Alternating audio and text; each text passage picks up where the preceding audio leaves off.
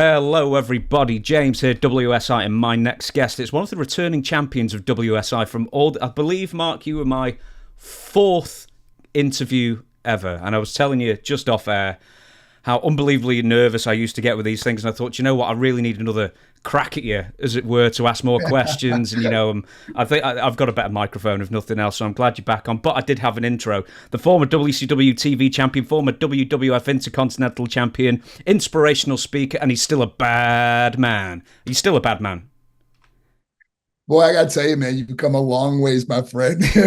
Look at you, a seasoned veteran now, huh? I know. I haven't messed up an intro in quite a while as well. I'm quite pleased with myself. And how are you doing? Oh man, I'm doing great. Just been an incredible journey. This is my 17th year speaking at schools, corporations, churches all over the world, man. We just came back from Puerto Rico. Man, been to Guatemala, even spoke at schools in Russia, which was incredible, Wow. So it's been it's just, it's like we're finding your calling in life, finding your purpose. It's the greatest feeling in the world. Yeah, absolutely. You're coming to the UK in a couple of weeks, which I hadn't realised Yeah, until man, you I'm told me. excited about, do you know, it's my first time coming to the UK since I wrestled my last match there at Capital Carnage, back in 1998, that 98. was. Yes, yes. It's funny, a lot of people were asking about that particular match. We might get to it in the time we have. We may get to it. Yeah, it was very unusual, right? Ah, Quite the finish. put it this way, I was 12, and I think there was a certain bit where I wore out the pause button on that, let me tell you. Do you know what? Just because you brought it up, and I'm not sure you've ever spoke about it publicly. I mean, I'm sure you have, but how did that get greenlit in the UK when it probably wouldn't have got greenlit in America at the time? That's a great question. I don't know. I mean, obviously it was planned, and we had to kind of rehearse in a sense. We didn't go through the whole thing, but we knew what was going to happen and how it was going to happen. And it was a young man's dream. Mm. It's funny, because I was thinking, is this like a European thing where someone thought, you can get away with it here? They're a bit I more believe liberal. so. You guys seem a lot more free than some of our restrictions on women that are topless and things like that. So I think that's maybe the thought behind it was no one's going to really be bothered by it, or no one's going to care. Do you know, just for people who don't know what we're talking about, can you sort of go through the day of, in fact, what we're talking about, we're being a bit vague here, but can you talk us through that creative that was given to you and Jackie that day? I mean, I don't remember the exact finish. I just know that Jackie was on the shoulders of who we were wrestling. Was it Christian, or I'm trying to remember who was our the tag team partner of Sable.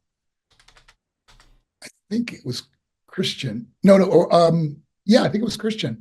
And I believe she was on his shoulders or on Sable's shoulders. I can't remember. Okay, it's Yeah. been so, I mean, gosh, 20 something years ago. uh, and she got her shirt ripped off, and she obviously didn't have no bra on or anything, and she was open to the world at that point. And it was quite controversial. I mean, they blocked it out in the United States more, but I think live and on the tape, it's there still. It was a memorable. Apart from that, and Vinnie Jones being part of it, I think that's the two most memorable bits of that show. And that was your last match as well, I believe, with the That was WWF my ever. with WWF. Yes, it was my last match. And I still had 3 years left on my guaranteed contract, and I walked away on well over $1 million, and was really, I don't know, just, and it was such a weird feeling because it was like feeling like a sense of just relief that it was over. Flying home from the UK, and getting ready to start our lives over again. My ex-wife Sable and I were getting ready to start our lives. We had plenty of money, and we were ready to just enjoy life, and pursue other things in life. And it doesn't always go the way we planned, but or the way I planned, but it's all good, man. I tell you, it's like I said, this has been an incredible journey for myself. Number one, learning so much about myself, but living without bitterness, resentment, and unforgiveness, man. I got to tell you, and sometimes the hardest person to forgive is ourselves. Mm. But when you do, man, oh my gosh, it's like almost like God assigns people in your life, and you just doors are opened and joy comes in, and you meet the right person, you fall in love again, and all these amazing things happen in life. So don't ever give up, but don't live with bitterness, resentment, or unforgiveness in your life, because it really is a cancer that destroys you. And people say to me all the time, they go, Mark, how do you know when you have forgiven someone? And I say it's easy. When somebody mentions their name, you don't get angry anymore. You just wish them the best, you know? Mm. And that's how I've lived my life. I was just looking up the lyrics. Well, it's all right, remember to live and let live. Well, it's all right, the best you can do is forgive. The Travelling Wilburys. It's one of my favourite lyrics, in fact. George Harrison sings it. It's good. Yes. Because we were talking about the UK, you're coming here in a couple of weeks, and probably when this goes out, you'll be a few days away.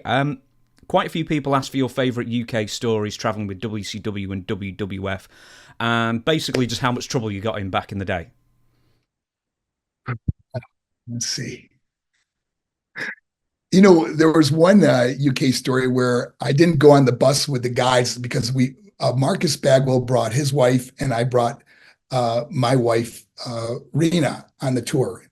Actually, I think she was my girlfriend at the time. We weren't even married yet. I can't remember the exact date, but we rented a car and we were driving all around, and we went to a lot of um, I guess it's hard to say, like crazy places, that we were just going to nightclubs or bars or um, some places.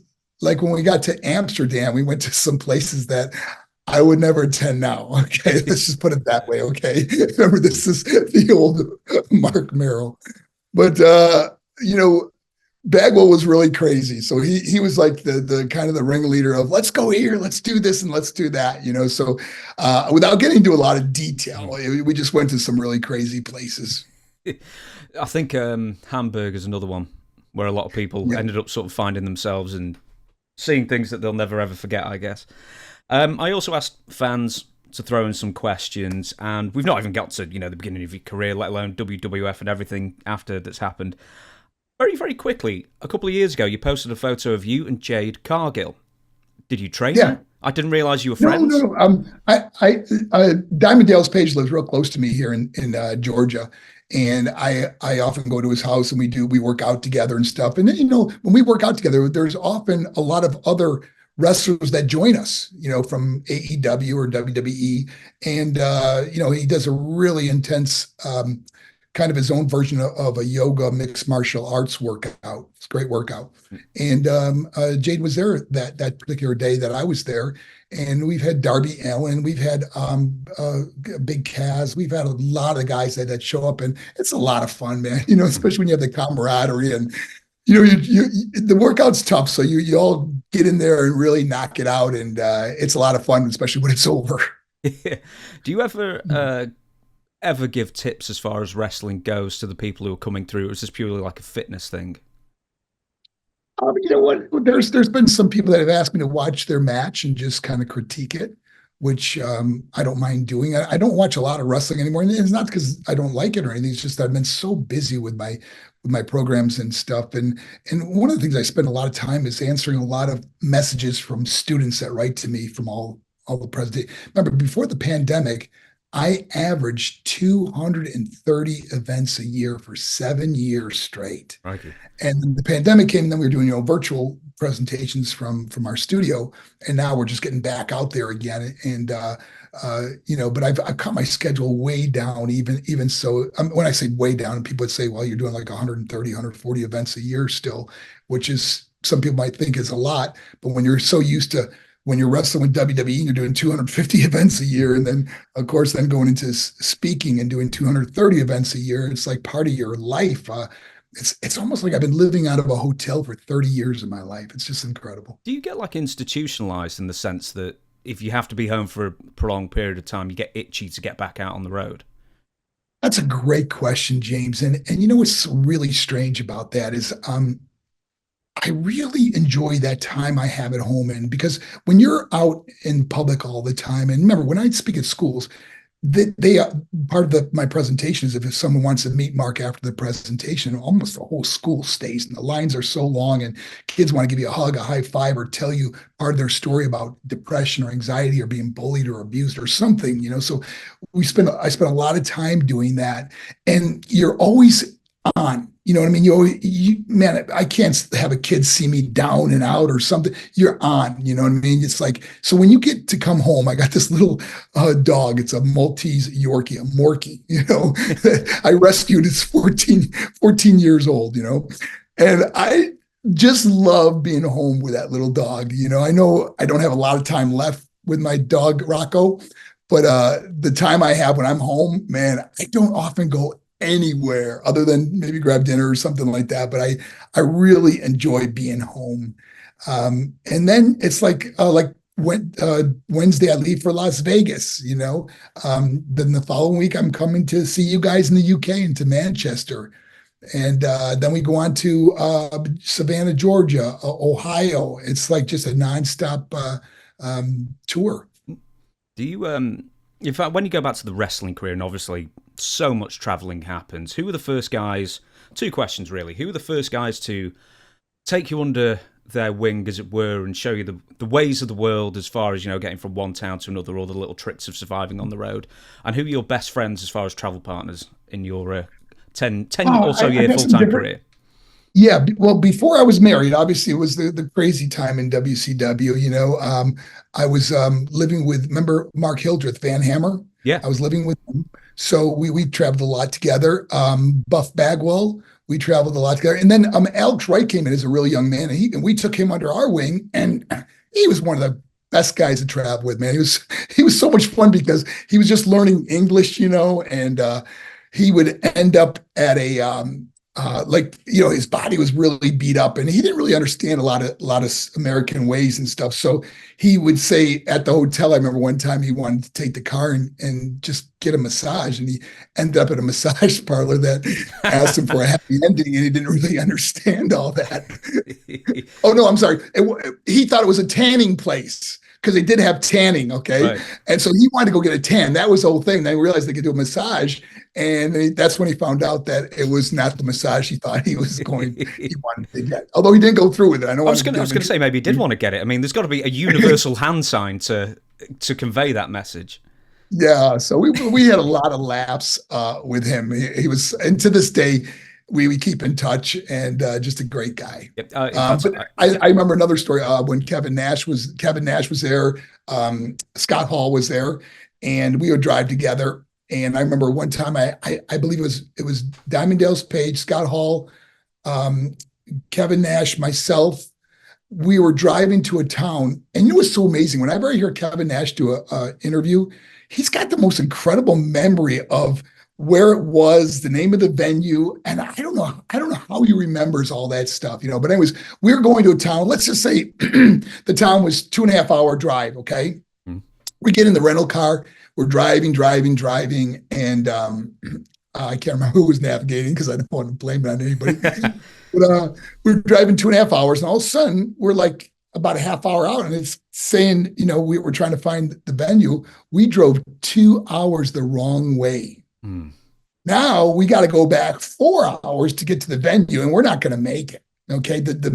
So we're calling them and telling them we drove the wrong way. And I can't remember who was in the main event, but they were getting ready in the car, putting their boots on and everything. And they got out of the car and went right to the ring. But the rest of us couldn't even wrestle that day because we didn't make it in time. I'm trying to think. I can't remember if it's the story I heard with Mr. Fuji, who would purposely give someone the wrong address just for them to drive the wrong way 2 hours. And then he would tell them. But he'd rib himself just as much as everyone else. There's a lot of ribs in professional wrestling. As I say, I got 6 pages worth of questions. We're doing a fairly short interview today, or short compared to the omnibus marathons that we generally do on WSI. But one thing I've noticed recently, the only time I generally watch older wrestling is when I'm in the gym. And the easiest thing to get is WCW from the mid-90s, on the, not Roku, but, the Amazon Fire Stick. And I keep finding these WCW pay-per-views from 94, 95, 96, and you are in the first match for more than half of them, it seems. And that's not a knock. That is a big credit to you, because you are now being trusted. A few years, you're a good guy now, and you're being entrusted with setting the pace, setting the tone for a big WCW show. When do you remember sort of the WCW office sort of getting behind you more in this sense and sort of entrusting you with setting the tone of these big shows? Well, it wasn't so much I felt like they were getting behind me. It was like whenever I would wrestle someone on an opening match, let's say it was Diamond Dallas Page or Steve Austin, Stunning Steve at the time, or Brian Pillman or whoever it would be, we always had the mentality that we wanted to steal the show. We wanted to have the best match on the card, So we put a lot of effort into really making it exciting, some high flying moves, back and forth, and I think we established that. And especially, some of the matches I had, Ball Brawl with Brian Pillman was a 30-minute match, was incredible, and which was shocking to us that they would give us 30 minutes on an opening match, because the winner got to wrestle Sting for the U.S. title. And so it was exciting. And of course, Diamond Dallas Page, he was just relentless in having a good match, which I mean by that is I'll share a quick story, was that Dallas would he would kind of choreograph the matches in a sense of what A, B, C, D. I was going to say, did you have a fax machine? Did you have a fax machine at the time? And no, worse than that, okay? Unfortunately, I had a telephone, okay? And I mean, I'd be in bed with my wife at the time. The phone would ring at 2, 3 in the morning. I'm like, who the hell's calling us this hour? She goes, it's Dallas. I go, I'm thinking, could something be wrong or whatever? So I go, hey, DDP, what's up, man? He goes, hey, after you do that tackle drop down, you reverse a hip toss, let's go into it. I'm like, what? You're going over spots at 3:00 in the morning, brother? And he goes, well, I couldn't sleep, man. I kept thinking about our match coming up. But as I look back, the passion that guy had, when so many people laughed at him or never thought he was going to make it, and then just turn the wrestling world upside down with his desire and intestinal fortitude and determination to be one of the best out there, man. It was just incredible to watch that. Now, I went on to move to, and the funny thing is, me and Dale's have kind of a funny running story, is that he never got to beat me in WCW. We wrestled well over 100 times, and he never got to beat me.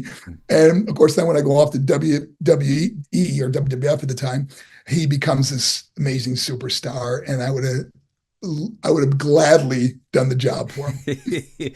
Trying to think, like, you wrestled over a ring, I think at one point, the Diamond Doll, which was Kimberly at the time. Yeah, I was looking through it. You must have had like 4 opening matches, you and DDP. Yeah, over like a 2-year thing. Yeah, a lot of people they'll see Dallas and I wrestle on pay-per-views, and they don't realize that we're wrestling every single night across the country that's not televised, So we're together all the time. And we just really perfected our matches, and our chemistry was really good for two fairly new guys, and we really wanted to. It's funny because we both kind of won. I think it was Rookie of the Year, Most Improved Wrestler, different things from PWI that we both accomplished. We both started late in life. I started at 31, and he started at 35. So when you think about starting so late in life in the world of professional wrestling, and then me doing it for my last match was 2006, so it was like over 14 years. So the first time you're about to wrestle and Dallas calls you up, I don't know if this was the first time, 2, 3 a.m., why did we do this, that, and the other? How many times did he call you up to sort of add to the match? Because if you're like married on the road and then he's constantly adding stuff, and also, how do you remember it all? He was relentless, and he still is in life. Whatever he does, he's relentless. Okay.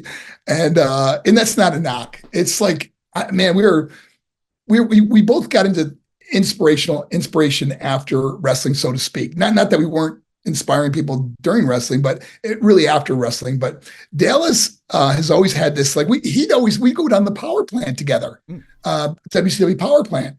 Just to work on moves and try new things and different stuff. So he's always wanted to improve, which helped me improve, doing moves I've never done before or trying new things at the power plant and then perfecting them where we could do them on television or at arena shows. So it wasn't after a while, I got so used to him doing that. I knew it was something important to him. Therefore, it's important to me. On our first interview, I actually brought up 4 Brawl 95, and it was just happenstance that I happened to have seen that recently. And I remember thinking, man, that really just kept exceeding expectations all the way through. And as you said before, you were given 30 minutes.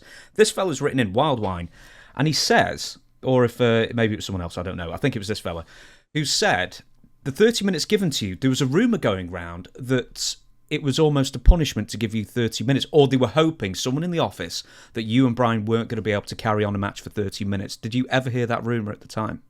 Yes, and I don't like to bring up a lot of negative things, but yes, I knew that they wanted it to fail.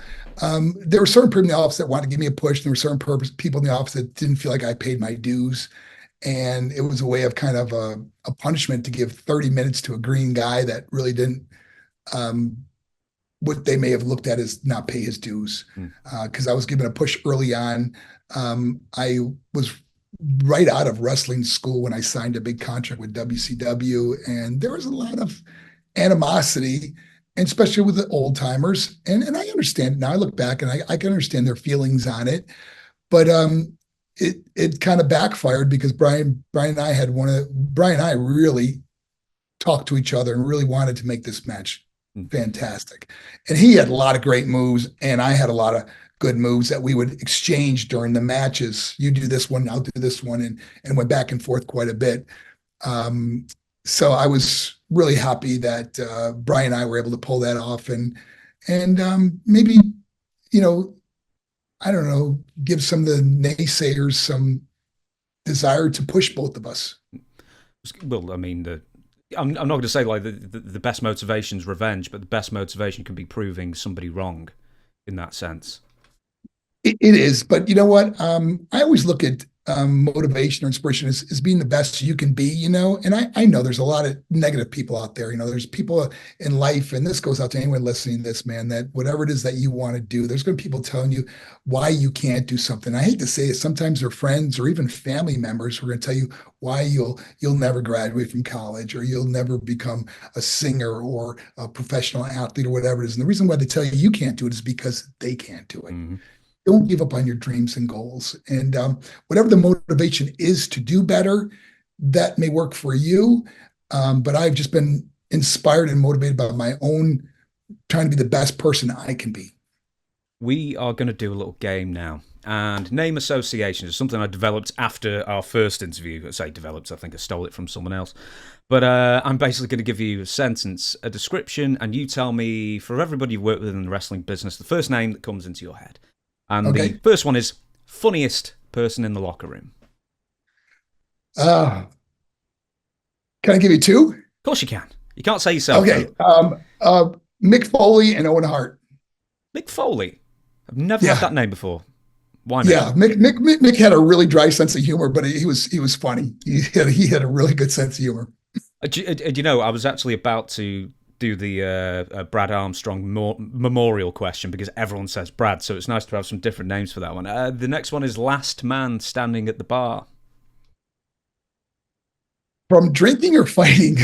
It's funny, you can always tell the fighters, because most people think drinking, but yeah, I do mean drinking, yeah. Drinking, Ric Flair. I mean, there you go. He was noted. Where I've been on a lot of tours with Ric Flair, and unfortunately, I've been on a plane from Rick going over to UK, where he was walking up and down the aisle doing his strut naked. So Rick can do it all, man. He can stay up all night. So I'm told, anyway. Yeah. The wrestler who wouldn't go to the laundry as often as maybe people would like them to. I got to go back to Mick Foley. Sorry. He could sleep wherever he could, whether it was on the couch in the lobby or whatever, to save a few bucks. Most dangerous situation you ever found yourself in a wrestling sense? Most dangerous. I've landed on my head a few times where I didn't remember the match. There was a match I was wrestling. Raven, or back then he was Scotty Flamingo. We were wrestling at the Omni in Atlanta, and I landed wrong on my head, and I was concussed, and I don't remember the match or how I even finished the match. And like when I came back to the dressing room, I didn't even know I wrestled. So I guess that was pretty dangerous. But the dangerous part is that back then there was no concussion protocol. So the next night you're doing, another match somewhere else. So that looking back on that is not, and we've all, everybody I know in the business has been concussed many times. Another thing, just because you mentioned injuries, I've not told you this, but we've got a injury in common that we've gone through, is that we've both had a torn ACL. Yeah. And man, that's an injury and a half to have to cope with, especially if, you're getting paid for when you work. How did you do your knee in? Because I actually don't remember the match or when it happened. I was wrestling a triple threat match for the Intercontinental title against Triple H and Goldust. And it was, I believe it was a Montreal Forum. And I had Triple H on the ground. You grab the ropes and you just stomp them, Well, you don't really land on the leg you stomp with. You land on your other leg coming down, to make the noise, so to speak. And I remember I just wanted to make it look so real that the stomp would be nice and loud. And when I landed, my leg bent backwards. It was the weirdest thing. And I knew right then that I couldn't finish this match. I couldn't even walk. I couldn't even put no weight on it. It was like gone. Because remember, I blew out my ACL, my medial collateral, my meniscus all at once. So it was a really bad injury. And I rolled out of the ring, and we had to kind of change the whole finish and everything. But you're working with two pros, man. Dustin and Triple H are two guys that can just do anything on the fly. Just couldn't have been in the ring with two better guys that were able to signal to the back. And a couple of referees had to come in. I actually put my arms around both of them just to be able to hop back on one leg. Yep, that's exactly what I did. MCL, ACL, meniscus, and then I had a floating bone in there somewhere. Not an easy surgery either. The recovery, it took me about 8 months to come back before I could wrestle again. When did you start getting your confidence back when you returned from that injury as far as doing more of the high-flying stuff? Because, for people who didn't watch at the time, you came back more as a boxing character, the stuff that you used to do before wrestling. And then at some point in 98, you start doing the shooting star press again and getting the confidence back in that sense. But was the character change entirely driven by the injury? No, the character change was, well, first of all, the wild man character wasn't getting over. When I came there, it was like, I didn't even understand what the hell a wild man was supposed to be. Am I from the jungle? I remember asking Vince, and Vince wanted me to do this Tarzan yell that I couldn't do. I don't got a very strong voice. So Tarzan yell was definitely out of it. And so I never really connected with the wild man character, and the audience didn't connect with it either, So they moved me on to the marvelous Marc Mero because I was a former boxer. Let's bring that in as a bad guy, and because we were doing the thing where we were really getting Sable was really getting over. So what better way to get her over was through me, through the bad guy, the guy who owns her contract as a manager. So of course, me and Vince Russo would have many conversations about this, and going forward, he would share some things, some ideas, and we obviously my wife and I at the time were doing great, and we'd be laughing about it because man, they're back in the Brinks truck up to our house at this point. Her merchandise is selling second to like Steve Austin. So what better way to keep this thing going was to have her continuously make me look silly, and even though I was trying to make her look bad, making her come out in a potato sack or a reindeer costume or something that was ridiculous, and she'd always rip it off. She'd have like a string bikini on or something, So it was really working, and the character was getting over as a heel. We get booed out of the building, when I came out and make her disrobe me or whatever it would be.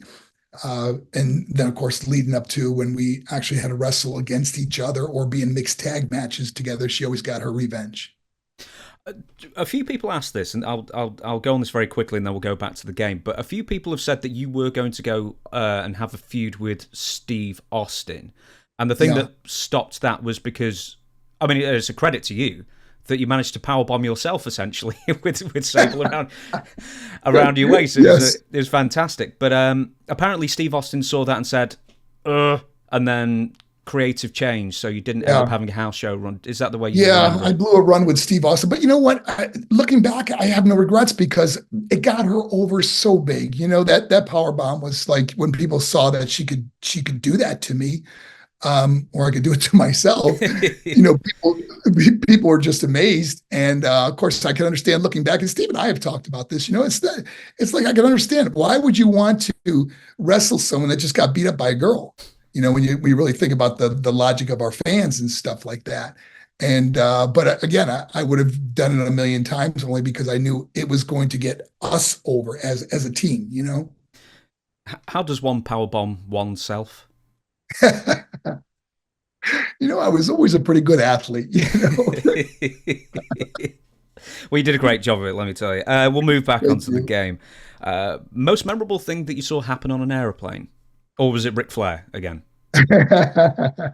um, Most memorable thing I have, I guess the ribs that people would play on each other, you know, they try to shave off someone's eyebrow or silly things like that that were always big laughs and stuff. But Ric Flair definitely brought out a lot of humor on the planes, you know?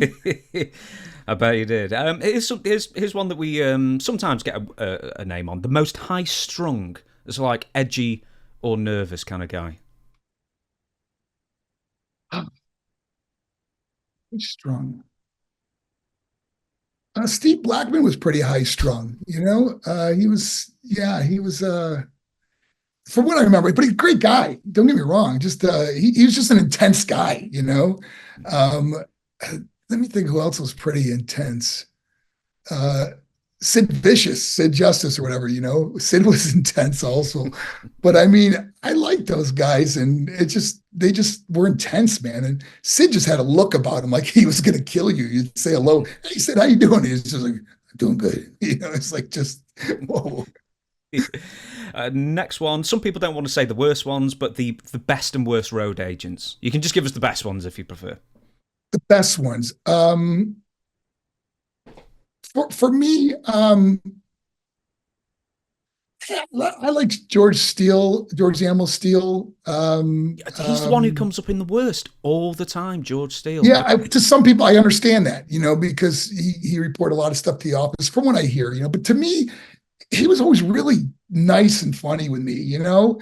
And then Blackjack was always really kind to me. You know, I mean, everyone has their different opinions and views of things, but for me, those were some of the guys that I liked.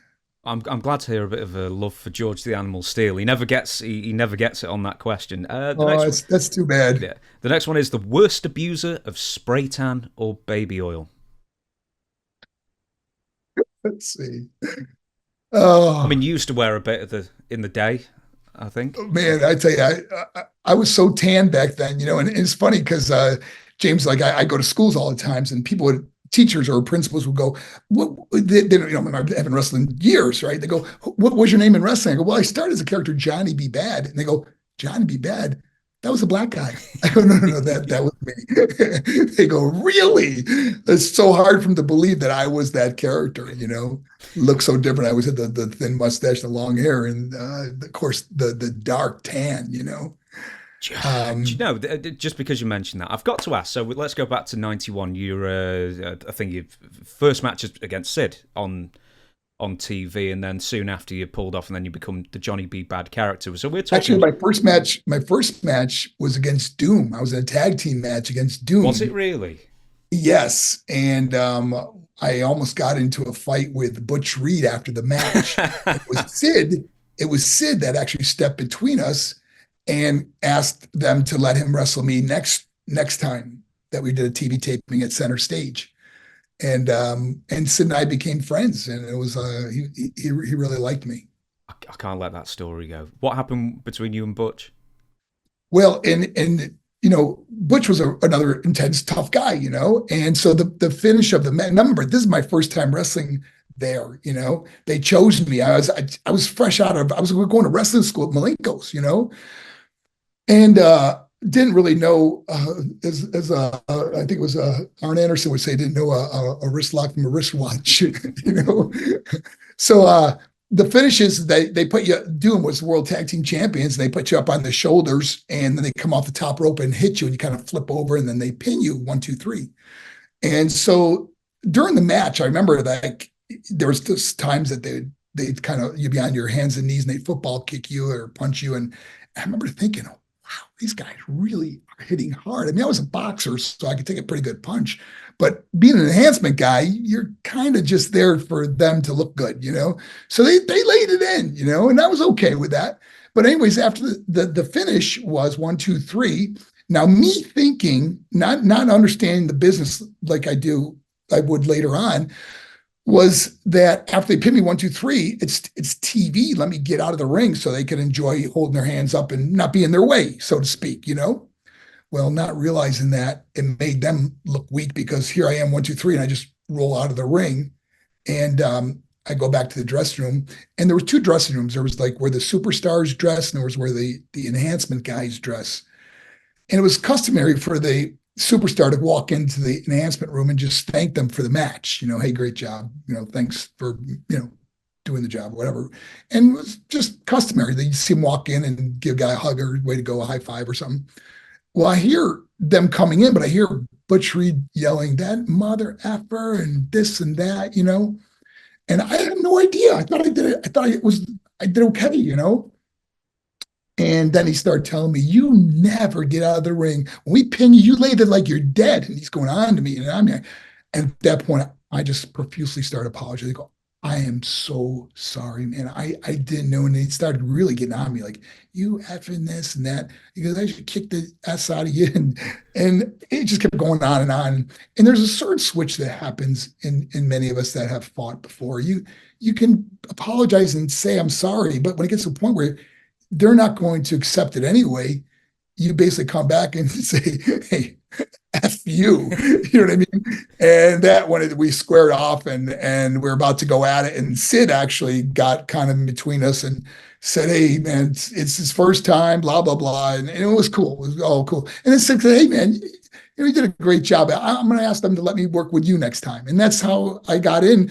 And after that was when Dusty Rhodes asked me into his office after the match and said to me, anybody ever tell you you look like Little Richard? Now, I thought he was talking about a wrestler. So I said, I don't know who Little Richard is. He goes, you don't know Little Richard? I go, oh, the singer Little Richard. I go, no, I never heard anyone say that. But he goes, I think I got a gimmick for you. And that's how Johnny B. Bad started. I'm sorry to My say whole that life changed because of that man, Dusty Rhodes. I'm sorry to say that we skipped so much of the Johnny B. Bad questions because I'm already on page 3. As I say, you know, this is a fairly quick version we're doing of the interview. But I did want to ask because you brought it up beforehand. So a lot of people thought you were black, and then Dusty Rhodes says, "Can you play? Let's call it an effete character on TV?" And it's a Southern-based promotion in 1991. Did any trouble ever follow you in that sense?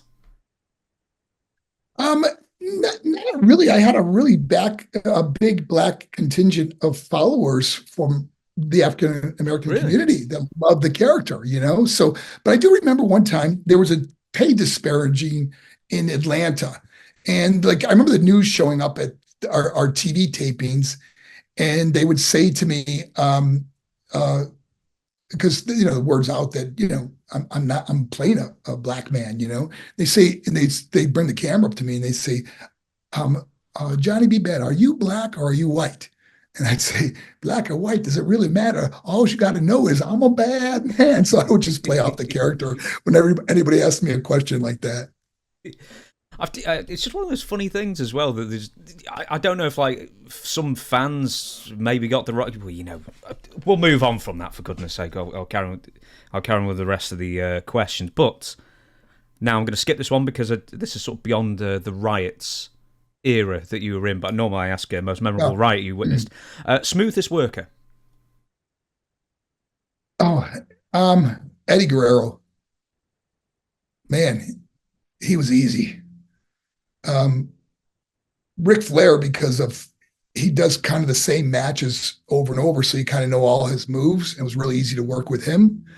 But I like the intense matches, like with Stone Cold or DDP or guys.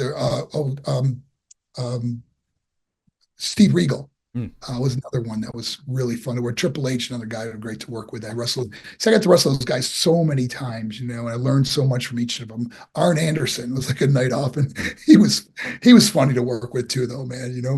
Does he Starcade '94? Because I've just watched it while I was in the gym about a week ago. I Was that remember. the boxer versus wrestler match? I don't know if that was boxer versus wrestler. I know that Robert Parker's in the corner of Arn, and I think it Yeah. was it wasn't the boxer one. I think it was just a straight match for the Okay. TV Was it title. for the world television title or no? Yeah, it was for the TV title. You do beat him, Okay. and do you know what? Someone else wrote in and asked, "Did you ever hurt yourself doing those sunset flips off the top rope?"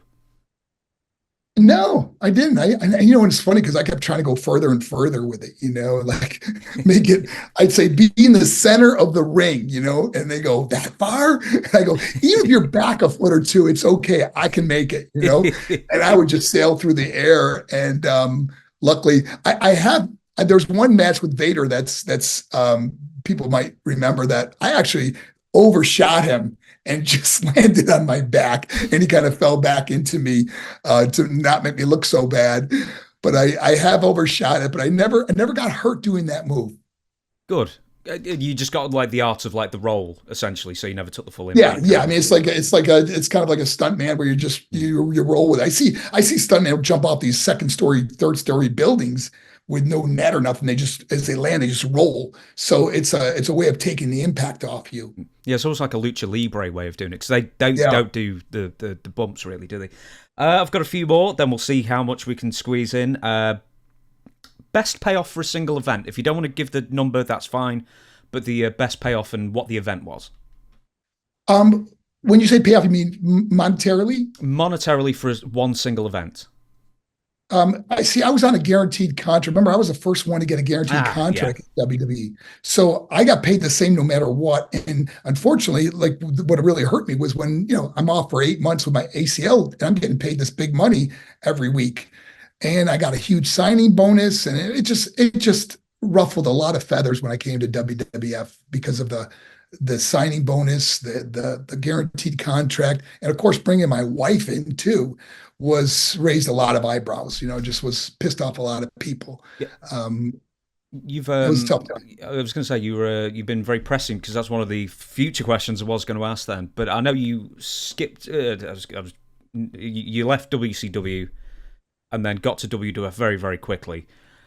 Yeah. Who approached who as far as Well, an overture? 3 years before this, Vince McMahon, when my contract was up with WCW, he flew me to his home in Stamford, and So we he had was, dinner he was together. serious Oh, then. He was dead serious because if very he invites you serious, to yeah. your home, then you are serious. Then he's Yes. serious. And so we had dinner together, and he said to me, "What's it going to take to bring you to WWF?" And I said, "Well, I got to have a guaranteed contract." He goes, "We don't guarantee contracts. We offer opportunities."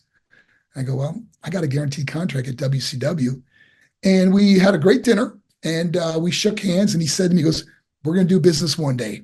Now, fast forward 3 years later, my contract is up again at WCW, and I get contacted from them, and I can't remember. It was through a mutual friend, and next thing you know, I'm speaking to Vince, and what's going to take? And I said, "Well, I want a guaranteed contract, I want a signing bonus, and I want to bring my wife on the road with me." He goes, "I can give you the guaranteed contract and the signing bonus, but why would you want to bring your wife on the road?" And I said, "Well, I've already been through divorce before, and I see so many of the guys get divorced. And I go, if I figure if she's with me, we can make it work. And, since you're going to fly her everywhere I go, why don't you have her as like my valet?" He goes, "No, no, let's just worry about you." So then they send me a ticket to come to New York to sign my contract at the WWE headquarters in Stamford. And so I fly, I get the ticket, they send it to me, and I called Vince. I go, "Hey, Vince, there's only one ticket here." And he goes, "Well, aren't you coming to sign the contract?" I go, "I told you, my wife has to fly everywhere I fly." And he goes, "Whew, okay." So he flies my wife in. Now, remember, I already asked him if she could be the valet. And when we walked into his office, he looked at her, and he goes, "I got to put her on TV." And that's how, and then her and I came up with the name Sable. And the rest is history. So there was you first who got a guaranteed contract. I think it was around 300, 350 with bonuses. Yeah. I can't remember. Mhm. I did my research at the time for the Owen Hart book, I think. And Yeah, then it was 350, and of course I got a signing bonus, and every year it went up 50 grand, and um, yeah, it was incredible. I mean, it broke the glass ceiling, so to speak. because I was trying to think who was after you, and I think it may have been Brian Pillman who got a guaranteed Brian contract. was, yeah, Brian was the next one, and then everybody, obviously, because we got it, everyone else started getting them. I imagine it was a problem for certain people who were already in the top of the card, but were under the old system in that sense. But it would just take. Is it just one of those things where it would just take time for the contract situation to work itself out and then catch up with everybody?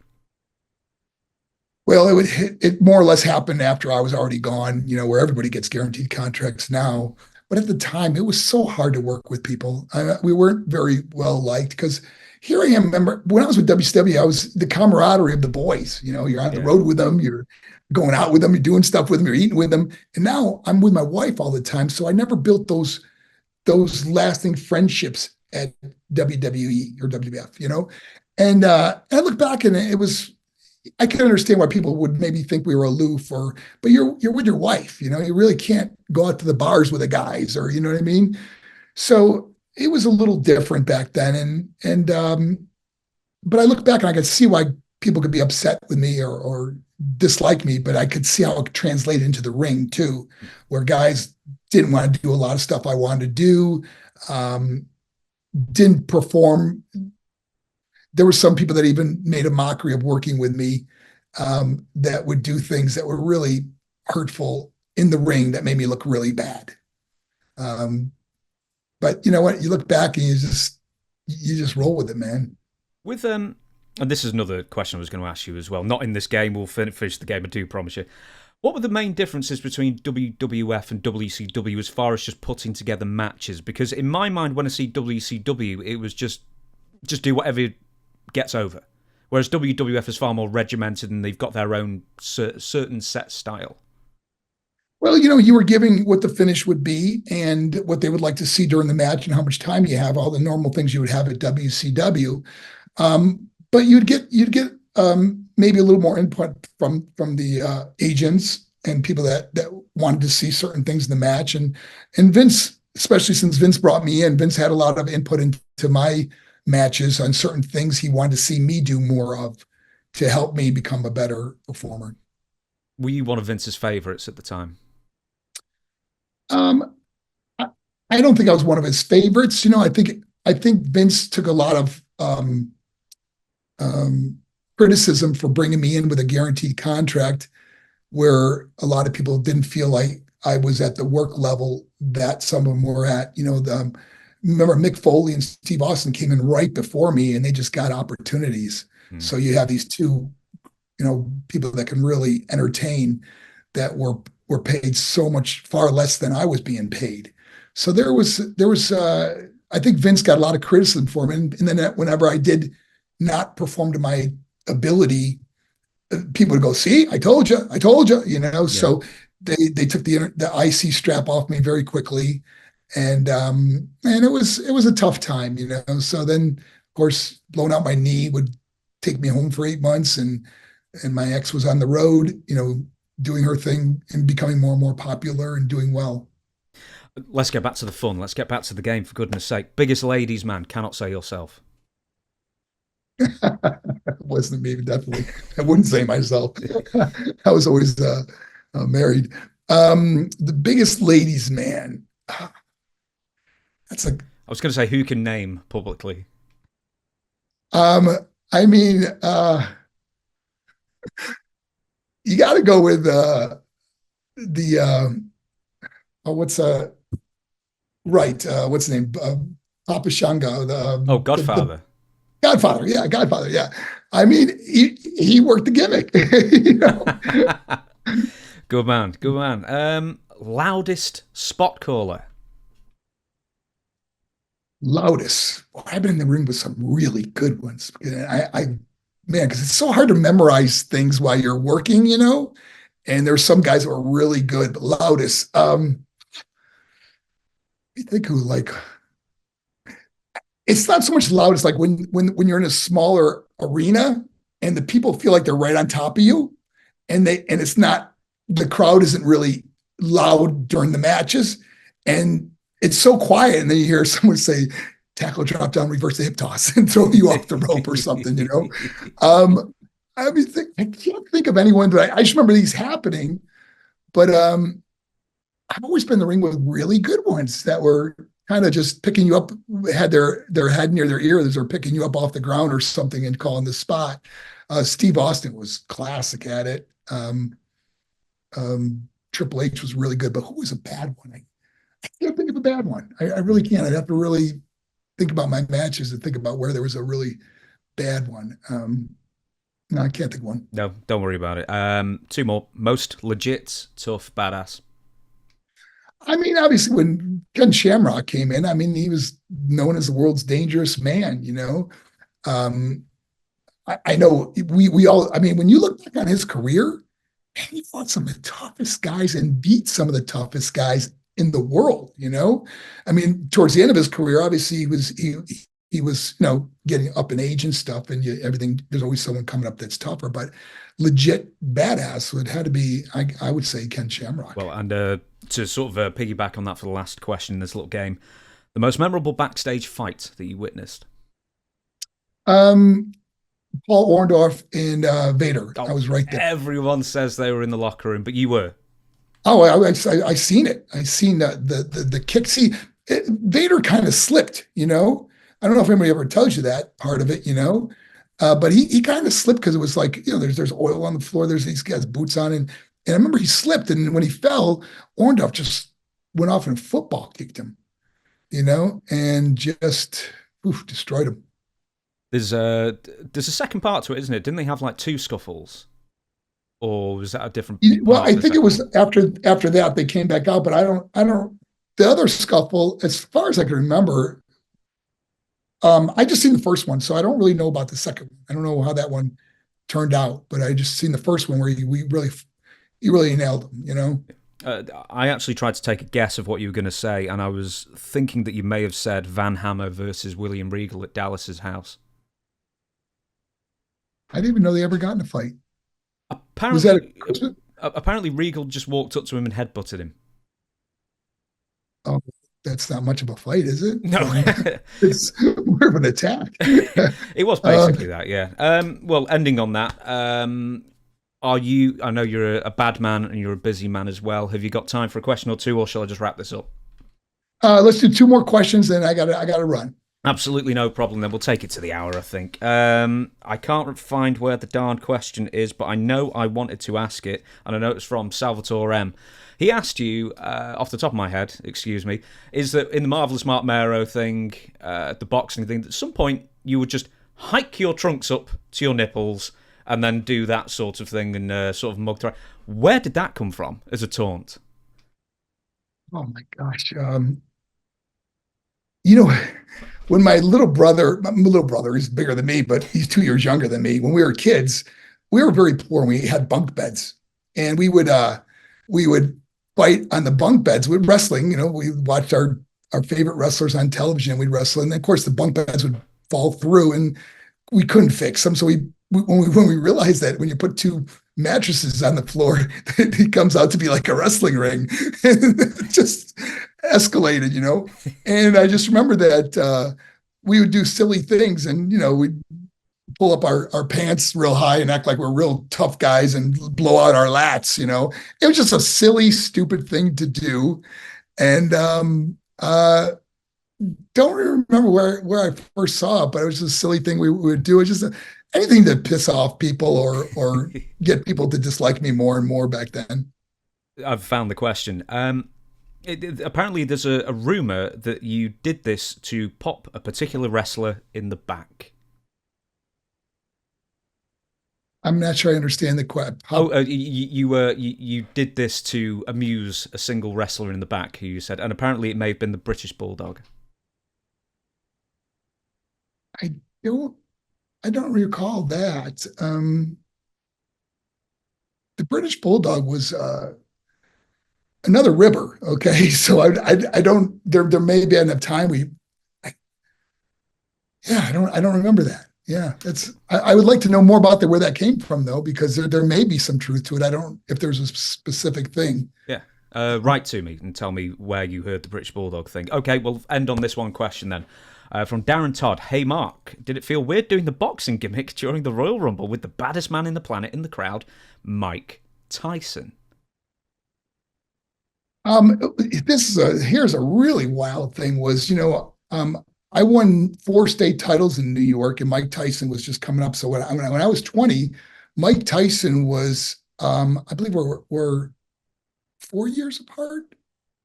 I'm not sure, but I remember we were fighting in the same tournament and in New York, and I was fighting light heavyweight, which goes up to 178. I remember he was like a 14-year-old kid. Yeah, he's 57 years old, born 1966, if that helps. Yeah, so what's that, 5 years apart? I don't know your age. So yeah, so he was 14, okay? And he was fighting grown men pretty much, but he was too heavy even back then, for the light heavyweight division. And but I won the gold medal in the Empire State Games, which he later on came and did the same. Won the New York State Golden Gloves, which he came along and did it after me. But we never fought each other. But it was great meeting him. He knew obviously we knew all the same people from back then. Did you ever train some of the same gyms that he famously would later on? I actually went to his gym and up in the Catskills. Yeah. Do you wish, just to follow up on this, do you wish you ever did more of the boxing stuff in wrestling? Because, as you said, you did Arn Anderson and WCW. You boxed Butterbean, in fact, in the WWF, and that seemed to go a very short amount of time. Not really. I mean, I think people that watch wrestling want to see wrestling, So I think, in a way, I think it took away from me being a better wrestler, is throwing some of the boxing thing in. And then, of course, looking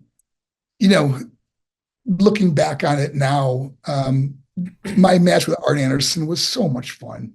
Gosh, he was such a great performer. If you ever saw me hit him with the bucket on his head when I hit him with the left hook, the Tutti Frutti, and how he was able to shake that bucket where it's spinning around his head, it was hilarious. He was just he doesn't get enough credit for how good he really was. He was one of my, I would say, top 5 guys that I enjoyed wrestling was Arn Anderson.